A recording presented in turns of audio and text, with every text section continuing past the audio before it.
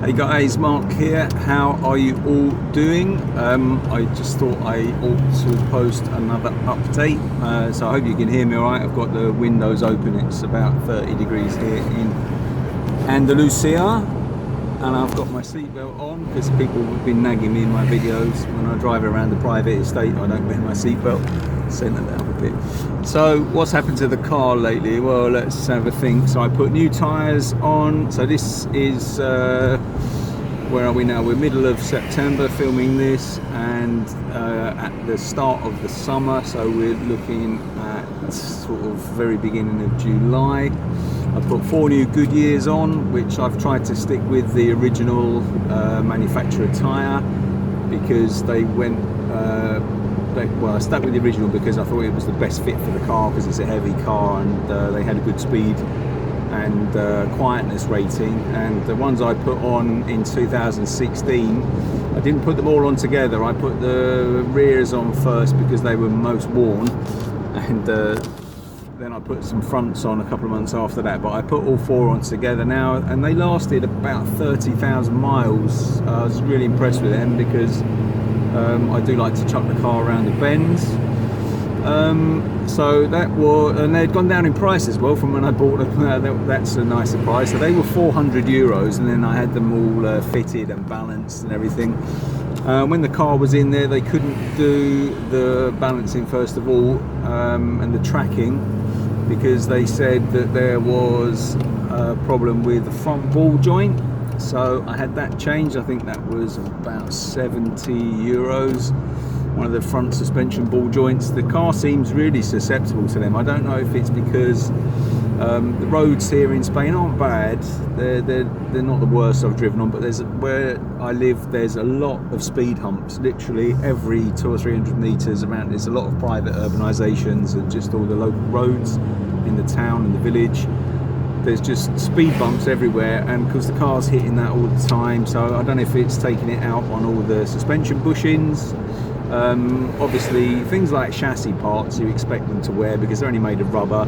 This car's almost 20 years old, so you know you're expecting rubber bushings and stuff like that. Here's another one of the speed humps there. You expect rubber bushings and stuff to perish, so I don't hold it against the car that a 70 quid ball joint needs changing. But it also had brakes. I asked them to put brake pads on all round, but when they went in, they said that the front discs were too worn to warrant putting them on, so they put new front discs on as well. They were quite expensive. I could have bought them from somewhere like Online Automotive. If I'd sort of been more prepared, I would have bought them and paid, I don't know, like £40 or £50 or something. I think I paid about €170 from the place that ordered them, but it's a limited choice to get parts from where I was, and I wanted them done because obviously it's a safety thing. I have my little girl with me all summer and we do loads of miles in the car, so I didn't want to compromise. So I ended up having new front discs and new pads all around. I had all 4 tyres done, and then literally about a week after I'd had all that done, I had the ABC thing flashing on and a pinging sound, and there was like a rattling noise that sounded, well, in fact I couldn't tell where it was coming from initially. It sounded like it was coming from the back of the car, and it was to the point where when it was vibrating I could hear like this thing sort of going dong dong dong dong dong. But I got out of the car and walked all around it, and I couldn't hear anything coming from anywhere. It was really really annoying. So I dropped into the garage, and they said it was a control arm for the suspension in the near side, or the left hand side at the back. And the control arm from Mercedes was about €170, and their labour to check it all out and change it all and do all that was it was just over €300 all in.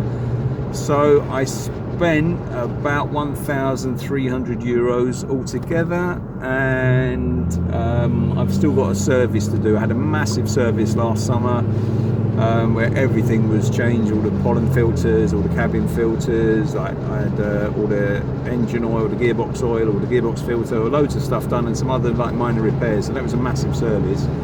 This year I believe it's just like a fluids thing, so which I had done a year before that, and the whole service was only a couple €100, but that's due in about 1,000 miles.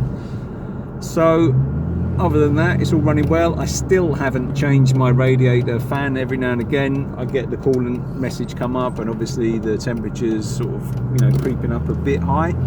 I kind of got away with it. I don't know why I haven't got around to doing that yet. I suppose you know, it's only so much you can buy in one go, really. And so yeah, that was it really. This year has been sort of one of those wear and tear years, if you like. So brakes, tyres, all that kind of stuff, which obviously, that, you know, they're essential items. It's not like it broke down or anything. The car is always reliable, touch wood. And I still haven't fixed the radio.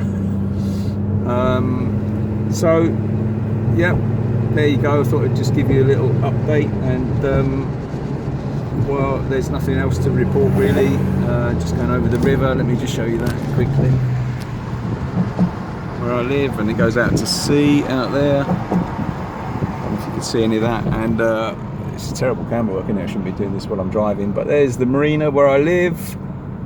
And so yeah, okay, so that's back on the mountain now. So that's it really. Nothing dreadful to report. Just, you know, those things obviously need to be done, and so there you go. I thought I would just give you an update, and thanks to all the new subscribers. And if you're driving your CO, I hope you're having fun wherever you are.